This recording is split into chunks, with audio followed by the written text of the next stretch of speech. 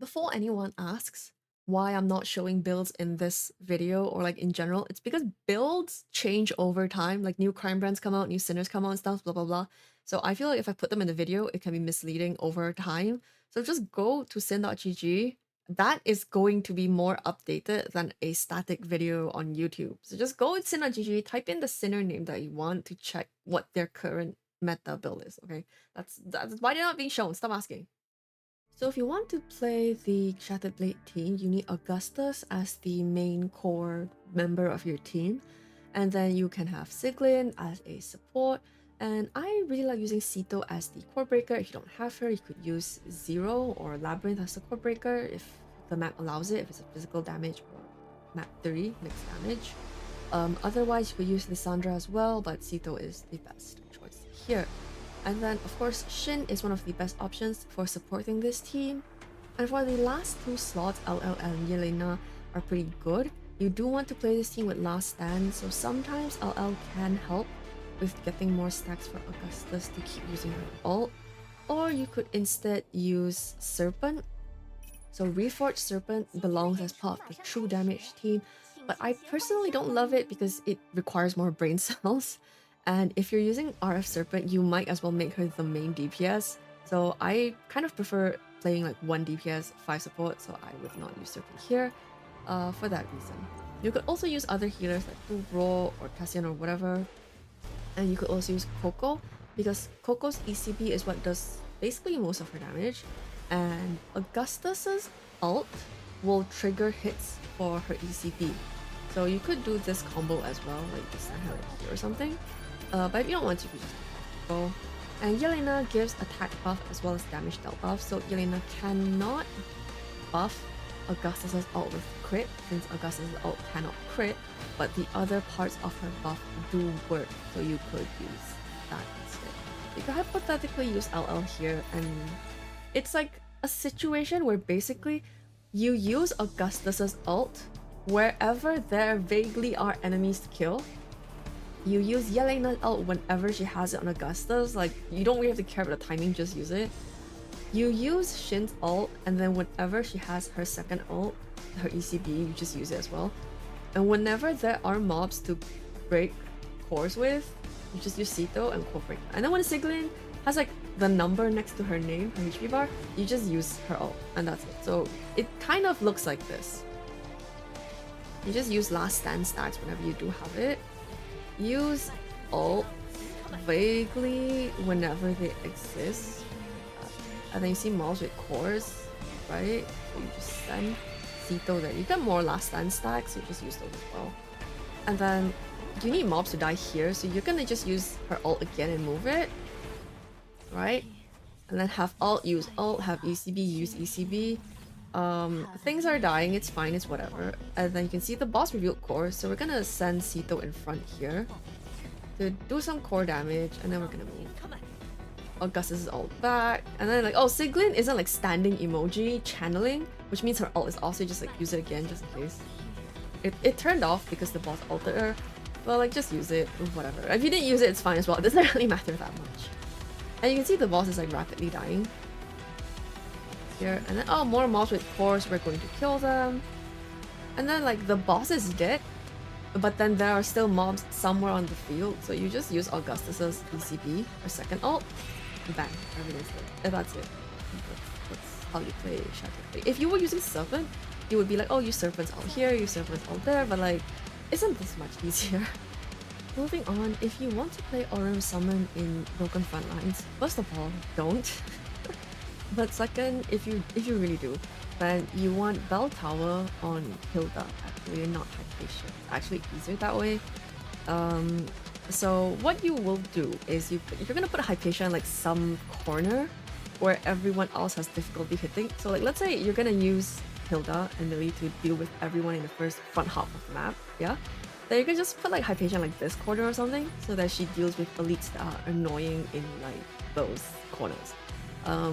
You only basically need Hypatia to ult the boss one time at the end of the fight, so it doesn't really matter where she is, because she can ult like the whole map, it's fine. And you you wouldn't use Ireya because Ireya takes too long for her book to do the resonance thing, and without that, her use is kind of limited. So it's better to just pick a different support. And speaking of different supports, you can use, for example, Uro, especially if you've got S1, that works on summons for the 20% buff. Shin, of course, S3 and S4 Shin are the best options here. Slot, Eve as well, summon support, because most of the damage coming out is from Hilda, who does her damage from her summons. And for the last one, you can kind of just use whatever you want, it doesn't really matter. But I like using LL because you can get more energy out. So even though LL skill damage and like attack buffs don't work on Hilda, the energy buff thing helps a lot. You could also use RF Summer for helping to do more buffs, or like Ying Ying or something as like a generic support, but you know. So we're just gonna go with that. Also Hilda should be taking Melodious Bell Tower. As you can see, this effect is actually the Crime Brand set Melodious Bell Tower. But anyway, what we're going to do is just give energy to Millie so that she can ult something. It doesn't really matter what she ults, it will eventually get on the boss. She just has to ult something. Okay, and then we're gonna use Eve, and we are just going to put her puppet like somewhere in front so that the allies don't take too much damage.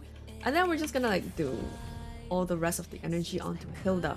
So basically you give Hilda 2 charges of Empower and you wait like a second or two, and then she gets full energy. This is with ECB3. ECB3 is really important for Hilda, so like if you're not playing her with ECB3, you're gonna have a really bad time. Just don't play her in BFL if you don't have ECB3 on her at least. You're just gonna have a bad time. Okay, so if you have it, then you just kind of wait for that, and then just wait for like bunches of mobs like that, and then just ult them. You know, and then I forgot one thing, which is I have to move her radio to a good location. So I am actually going to move her radio here, because if we give her some more energy, and then we show like the boss's hitbox, you can see the boss's hitbox is like here. So this radio is going to be like one of our main sources of damage. If you want to put it in a spot where it touches the boss's hitbox, so like this tile overlaps with the hitbox of the radio, a 3x3 square. And it will also help us do damage to these mobs around here. So I don't have to ult with Hilda here to kill this guy. I can ult here, and the radio will deal damage once here. So it enables us to clear 2 different parts of the map with 1 ult from Hilda, which is like really important. So we're just gonna keep going for that, you know? Out. See again, a bunch of mobs here with course, so I'm just gonna hit those and then wipe these out. Go in. And then now that we've done enough core breaks with Hilda and stuff, and the boss of course, we're going to use Millie's ECB here. And because Millie's ECB allows not just 1 core break on the ECB, on the target with this, or honey mark, this yellow thing. That's why we had to ult with Millie at the start, to make sure that the boss eventually got tagged.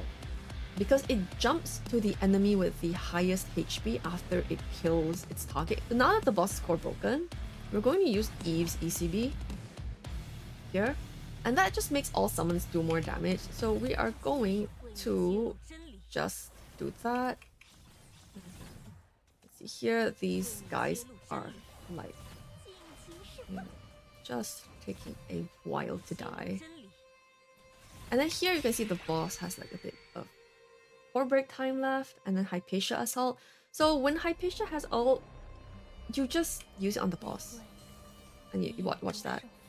And it's just gonna disappear. Just make sure it doesn't hit other mobs on the way, and all the damage hits the boss, and you're good. You're Gucci. So, like, at this point, all you gotta do is literally just ult wherever there are mobs with Hilda, give energy with LL if you've got to, and the stage will just clear. This is kind of dire because my team is basically all S5 here. Hilda herself is S5, and it's like this is a really dire clear time for a completely S5 team. So I really don't recommend running this team in Dark Zone, but if you do, that's how you do it. Okay, someone asked me how to play Reforged Lamia in the context of Arcane Crit, and let me just tell you right now, I'm not good at it.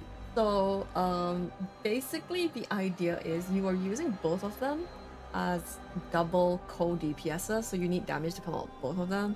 So, the idea is you take Last Stand, okay? Whenever you have Last Stand stacks, just use them. And then you have Yu, so you just use her ult, and you just let her be from that point. It doesn't really matter what she's doing, okay? Let her do whatever she wants. And then you put Ying Ying's ult like somewhere, vaguely where enemies are. And you use Jelena's ult. You really need S1 Jelena at least, because you need to buff both Lamia and Ying Ying for this to really like physically work. So you use them on Lamia and Ying Ying. And then LL's buff goes on to either Lamia or Ying Ying, but I prefer on Lamia myself. So yeah, so it's just you can see it's just doing damage, and then like, oh wow, of course you just break it with Millie's ECB, like whatever. And then yeah, so just make sure you have altered something with Millie.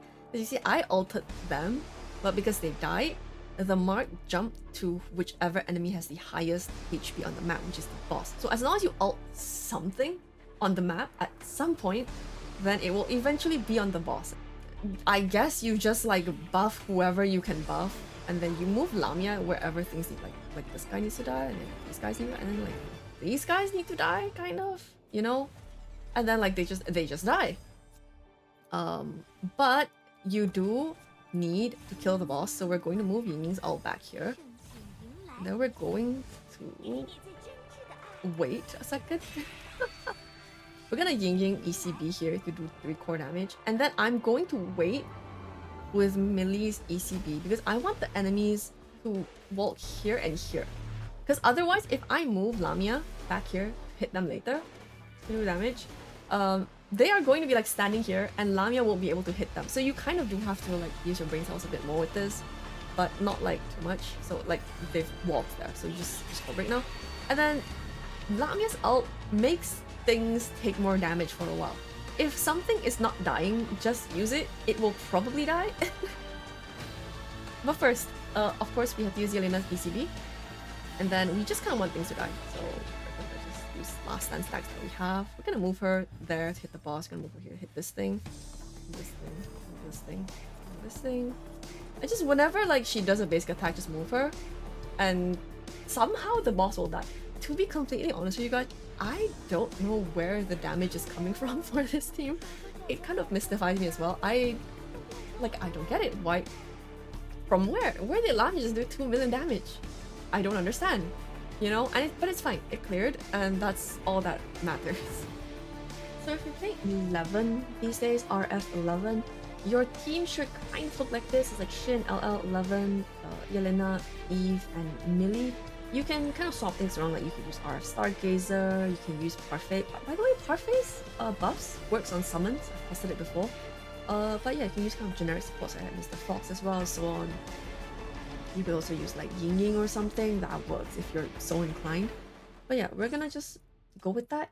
And the general idea is just, you see enemies, you use 11's ult, and you should probably clear the stage at some point. So I'm just gonna put Bear down with Eve again to just kind of tank the boss damage. And then Millie just ults like somewhere around the boss. It's not that important where exactly. And then if you have Jelena, buff your 11. If you don't, it's like whatever. If you have Shin, turn on the ult. If you have LL, you know, put the buff on 11.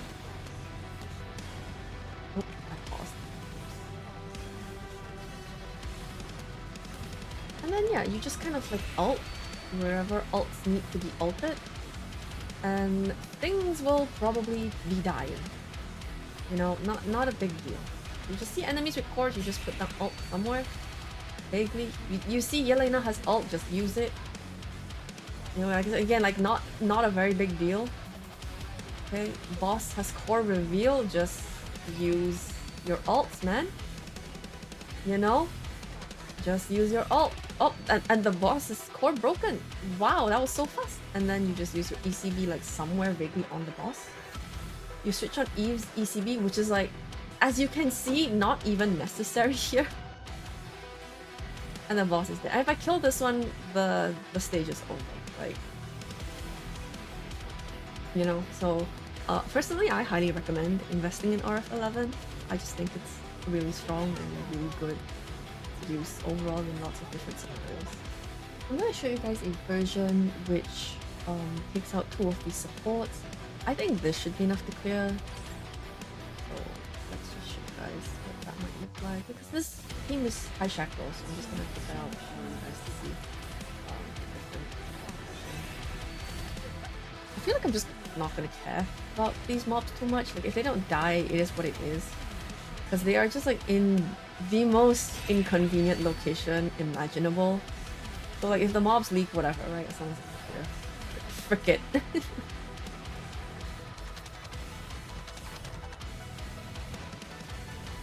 Oh yeah, as before, it's just I see mobs, I hit mobs. This is not an exact science, y'all. This mob is not dying, I don't know why. Real resilient, you guys. I'm just like turning on ults as I see them as before, you know. And then now that the boss is core broken, I'm gonna turn on Fuse. ECB. I'm gonna dump the ECB here real quick. And then slap, and then I'm gonna ult again to trigger another slap. Ult again. And then Eve's scare box procced once, so I'm gonna wait for the next 11 ult. Because it's gonna proc one slam, sorry. And then slam again. It just did so many calculations, it lagged, but whatever. We're just gonna ult again. And if it's not enough, we just keep ulting until the boss actually dies. But there you are. Even in like newest Dark Zone content with bad buffs, I don't even know what buffs this is taking. This is taking like super scuffed buffs. Yeah, this is like attack plus 15%. Skill damage taken, and then like Endura buff. We don't have an Endura just now. So it's fine. Oh, clear. There are 2 different ways to play RF Zoya. I am going to show you the one I prefer. So basically, you have to use the new Potesta's last stand. Not last stand. What am I talking about? Limit break. This is last stand. This new one is limit break. And you use Rust with her. So Rust ult basically can deal 1 core break in an AoE. That's basically all you need to know. Just ult the boss when the boss has cores and core break the boss. That's all you need to know. Then you have your typical suspects like LL, Jelena, Shin, Parfait, because Zoya can core break. The build I choose at least. So there are 2 ways of playing her. One, you pick the top node, and this one makes her basic attacks deal damage in a line after you ult. So this does more damage. This is the better one, but this one does damage in a 3x3 AoE and does 1 core damage. And we know how much I love core damage, so we're going to go for this one. So this is how I do it. So I'm gonna just like wait a little for like more. So I'm gonna buff Zoya here. So here is Zoya no longer uses energy to ult. She uses chief energy. You see this number here, 5. She needs 3 chief energy at least to ult, and she can ult as many times as she wants back to back, as long as like she has enough chief energy. So we're 5 now, so we can just like ult this whole group. But we're gonna turn Parfait's ult first. Just bang and just hit them all. And ult is going to go to Rust for extra energy to help us with ulting later. Don't worry about it. Shin's gonna turn on her ult. Jelena buff. And then you kind of see like people with cores and stuff. You see enemies, you just kind of move Zoya there and she just punches the shit out of them. It's quite funny actually. But yeah, so you see Russ have ult, just use it. Russ needs ult, you know, just use it. And then like these guys are like being a pain, so just like use ult here. And then you're kind of running out of energy and the boss still has 3 cores.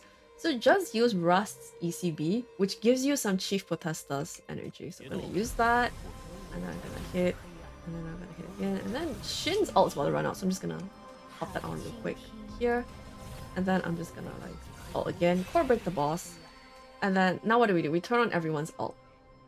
Right, so I'm gonna turn on Jelena's ECB. I noticed as well Parfait's bar is missing, and my Parfait doesn't have enough energy, and because Zoya doesn't really benefit that much from getting like the buffs from Elle, I'm just gonna like give her the energy. Turn on Parfait's ult, and then watch this. Yeah, that's how you play RF Zoya now. One of the old teams is getting a refresh with a sinner called Margaret. She's coming soon on the global server. So she is part of the Weakspot team with Bianca, and you can use Golan still, but you wouldn't really use Sean anymore. I don't feel like it's just not very optimal. So the rest of the team you will fill out with Jelena.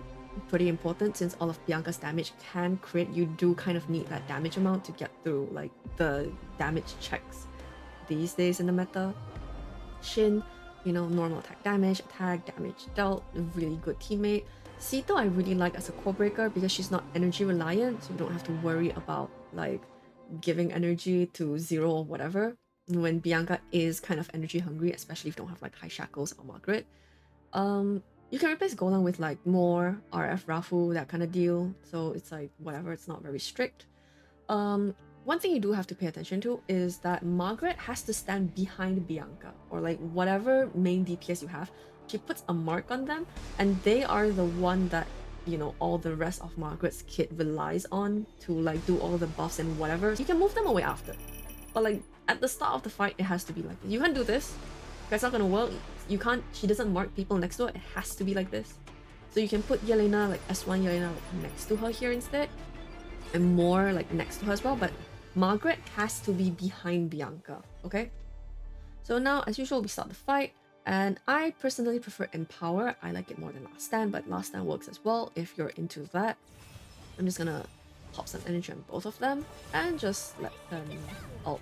So you want to put Margaret ult, which summons a statue or a sculpture, somewhere inside Bianca's ult and somewhere next to the boss. It's not like an exact science. It just has to be like within the range of for Bianca to hit, and then you're fine, you're good. So I'm just gonna put it there, and I'm just gonna switch on everyone else's buffs as I see them. So like Shin, I can switch buff on, I'm just gonna switch on. Like cores to break for Ceto, I'm just gonna let her break some cores, you know. Cores to break, I'm just gonna let her break some cores. And then like a couple of mobs reach Chief, but I'm not really fussed about that. I just kind of want to clear, so it's not a big deal. Then Bianca's just gonna like do some damage, blah blah blah, buff her more.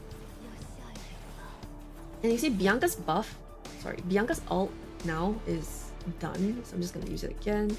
And Margaret's ult seems to be like almost done as well, so I'm just gonna use it again too. And then I'd like check on Shin. Oh, I forgot her ult, so I'm just gonna switch that on. And now that the boss is reviewing cores, I'm just gonna core break with Ceto. And once the boss is core broken, what do? We use Jelena's ECB. Lots of damage. Mobs to break cores off, whatever. And then I'm just let Bianca keep hitting. Bianca's ult is done. We're just gonna give her more energy, let her like hit the boss more. Now Margaret's ult is done. We're just gonna give her more energy if we need it. Put it down again and just keep it rolling. So yeah, this is pretty simple to play now, but you do have to like use more of your brain cells to like block units and stuff if you don't want to leak any mobs, but I don't really care. I just want to clear, so there you go. With the Umbra core team, normally when we refer to Umbra core nowadays, we're talking about Necresta Hela as kind of the main damage dealer, or like double damage dealer with 0. Possibly Ceto as well, but that's kind of more niche, so I'm not going to discuss that here. And then you will have supports as Parfait, the most important one, buffing the team for boss damage dealt kind of deal. And then LL is really useful for getting more ults out, more damage. And the last 2 slots are more flexible. Grave just synergizes really well with this team with how her kit works. You basically just need her to stand there and she will just do whatever she needs to do just standing there. And Jelena, as always, a really good generic buffer, generic amper.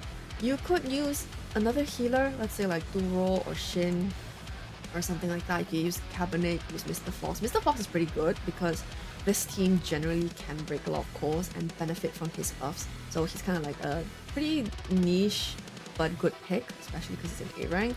And you can just use like whatever general ampers you have. Because their physical damage here, you could also use more as well, or RF Rahu to buff. But basically the concept is you want to put 0 in her ult 2 state. So you'll see like this rainbow bar next to her.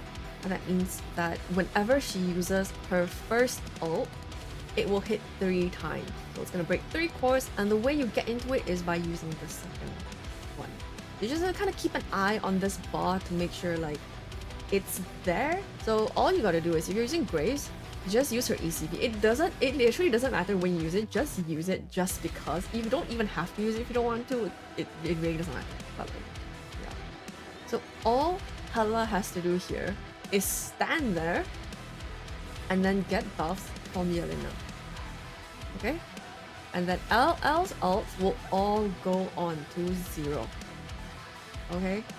And then here my Parfait is high shackle, so she has a lot of energy to start with, but yours might not. So you could give her like 1 or 2. I'm gonna give her 2. 1 or 2 energy, so she has full energy. Ult, so you make sure Parfait's ult has been used, and then you start just using 0 and just go to town, ulting everything that has cores. You see it's got cores, just ult it. It doesn't have cores, ult it anyway. You know? You know, this has got cores. Just dump all your energy on 0 here and just let her keep ulting. Again, just check. Kind of hard to see. Look at this bar next to her here. This one is Parfait. I think people get confused here a lot. This glowy one is Parfait, and I have her skin, so it looks like this. You can tell because only 0 will have her own bar, but other allies, you can see like Hela here and Jelena have Parfait's one as well. So this one is Parfait's one, and this one is 0 as well. So it's like almost running out. So for the next one, we have to reuse her second ult here to restore it back to full, as you can kind of vaguely see there. And then we'll go back to just breaking a bunch of cores, chucking all the energy here on like whatever is in sight. And then you can kind of see like coins jumping around stuff. Don't worry about it. All you have to know is just keep using 0's ult everywhere you see enemies with cores. And then in a longer fight, let's say you don't have as many shackles or like the team is not as complete as mine, you might be in a situation where the ult here, Parfait's ult, you see these two, it's kind of running out. So just make sure like before it runs out, just ult again with her. It doesn't really matter when you do it, as long as you do it before the bar runs out. And then you can see more mobs here, and you just ult more with 0. I'm just gonna wait for them walking range, you ult more, and everything will perish. So the reason why you want Necresta Hela on this fight is because even though she technically didn't really move, she does follow up attacks and bonus damage every time allies do core damage. So you can see actually she did more damage than 0, who got LL's buff, who got LL's energy, who got all the empowers. Her follow-up attack damage is very strong. So that's the reason why you actually bring Hela on this team. The variation of the Umbra core team is the Adela team. We call it the Adela team specifically just because like it's her own thing, okay? It's just her. So you do need someone to core break because Adela can't super reliably do a bunch of core breaks by herself.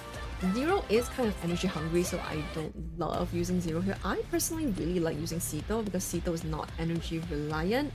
So I kind of find it easier to manage. But Adela herself is not super energy reliant, so you could get away with either just using Graves, or we could, again, as before, use 0. So if I show you guys here what is going on, again, we're just gonna put 0 in her ult 2 state, give Parfait some energy to start the ult. So this is able to buff her allies and stuff. And we're just gonna like use Graves' ECB for fun, just because we have it, no other reason. So again, we see cores, we break cores, we see cores, we break cores. And then you kind of want to use Jelena to focus buffing on Adela. And it doesn't really matter if nothing much is happening right now. Genuinely, don't even worry about it. Like, you see here, the boss has been core broken by 0. So now what you want to do is you click on Jelena, you use her ECB to buff Adela, and then you just use Adela's ult and ECB. Watch this. You buff here, right? And then, and then you use Adela's ult. Okay, I'm gonna give her a bit of energy here. And then you just use her ECB. And then you just boss not it. And then you just use her ECB. And the boss will just die. And then you go back to using 0 to just kill everything inside. See, her bar is done, so we're gonna have to give her energy again. We have some spare time, so we're just gonna use Parfait's ult like vaguely at this time at some point. And then it's just a matter of cleaning up everything with 0. And it's done. So Adela can pretty much take care of the boss on her own entirely. Like, it doesn't matter if you have like the wrong... I have the wrong crime brands on her. You have the wrong crime brands. You have like a random debuff on her or something, or like whatever. It literally doesn't matter. So all you have to do is just use Adela's ult, use Jelena's ECB on Adela, and then spam Adela's ECB until the boss is dead. And then all you have to do is use someone to take care of all the mobs, which usually here is 0. Yeah, that's how you play. It's very, very straightforward. So another variation of the kind of Umbra core/core breaking team is the Pylgia team. I developed this like a very long time ago, and I thought it was pretty fun, and it's kind of cool that it's still like very viable now. So overall, what you want is basically you need Pylgia. You probably need S1 Pylgia. S0 kind of doesn't do enough damage in this meta. You don't need ECB3, ECB1 is fine. But you do really want Tempestuous Void, so you don't have to worry about her losing M value. Otherwise, it can be kind of tricky sometimes, but it's fine to as well to use Embrace of the Dead or like whatever general damage set is fine as well. It works. It's just Tempestuous Void is her best set. So you can use like whatever. Shin is like one of the best options as always, because Shin is like eternal or whatever. And then Parfait is really good because Pylgia is actually able to break a lot of cores, so that works really well. Jelena is good because, you know, attack buffs, damage buff, and Pylgia's basic attacks actually can crit, so that sometimes can help a little if like damage is really close. You can kind of like try to roll for crits. But the two most important ones are actually LL and Duro. LL is not actually a must, she's just really good synergy because Pylgia is very energy hungry, and Duro is important because of this. Let me show you. So if you kill someone with 2 ults from Duro, Pylgia will instantly gain full M value, and her little gauge here, the circle here, will turn red, which is her corrupted form. In corrupted form, she basically does more damage and she does more core breaks. It's just a good thing, so you just want her to be in corrupted state. If an allied sinner dies, Pylgia will instantly gain full M value to enter this state, and Duro currently is the only way we can dictate exactly when this happens, like instantly at the start of the fight. Otherwise, you have to use like Skyfall or like wait for the boss to kill like your level 1 sinner, which is not guaranteed in every single stage to work quickly. So Duro is the best option here. So as always with these, we kind of start the fight, and then you just put buffs on your main DPS, which is Pylgia. But here first, we kill one of our allies and revive them. And then here you can see Pylgia is in her corrupted state. Ideally, you do this on LL, because if you have S3 or S4 LL, this happens to also be the Duro LL strat, which I've done another video about. Here, you can look at that. Since you're bringing them both, you might as well. But aside from that, we're just gonna, you know, look around everyone and see what buffs we can give as usual. So we're just going to, you know, Parfait ult, Jelena ult. We're just gonna chuck like Pylgia ult. Wherever there are mobs with cores to kill, just put her ult down there. Okay. And then, now that she's in corrupted form, she can use her second ult, her ECB. So her ECB basically, when you trigger it, it does like this little AoE kick in front of her, which does a decent amount of damage.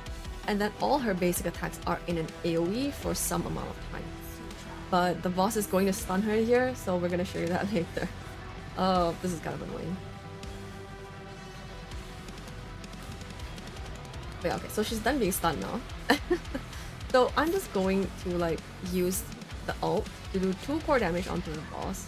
I'm gonna bring her here and use UCB. Do a little kick. You can see it actually like one-shotted the boss. Not the boss, the mobs there. So it's actually like quite a bit of damage.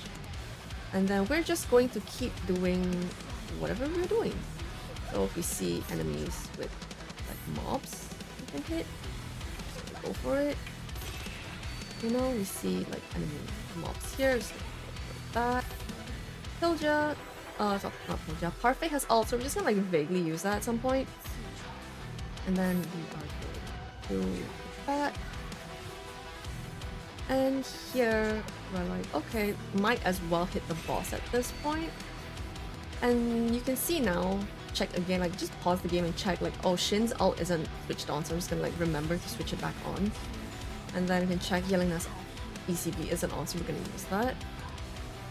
And since Pylgia's basic attacks do damage, we're gonna like move her to where the boss is. Here. And then chuck another ult down. And the boss is dead. Pylgia does have enough damage to basically solo most fights, especially if you have like a proper team built around her. This boss is kind of annoying because it will stun one of the units. So if it wasn't choosing Pylgia every single freaking fight, then it would be faster. But it's fine, whatever.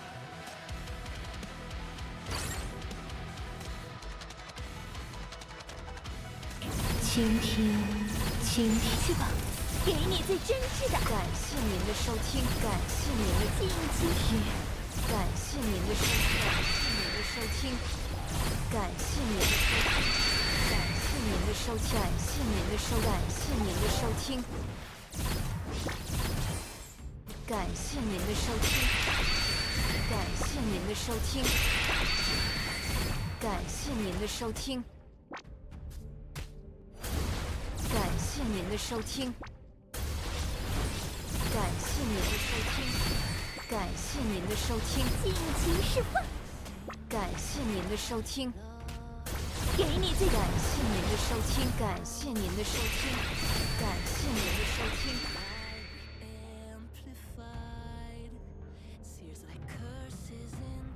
好了，都结束了，一起回家吧。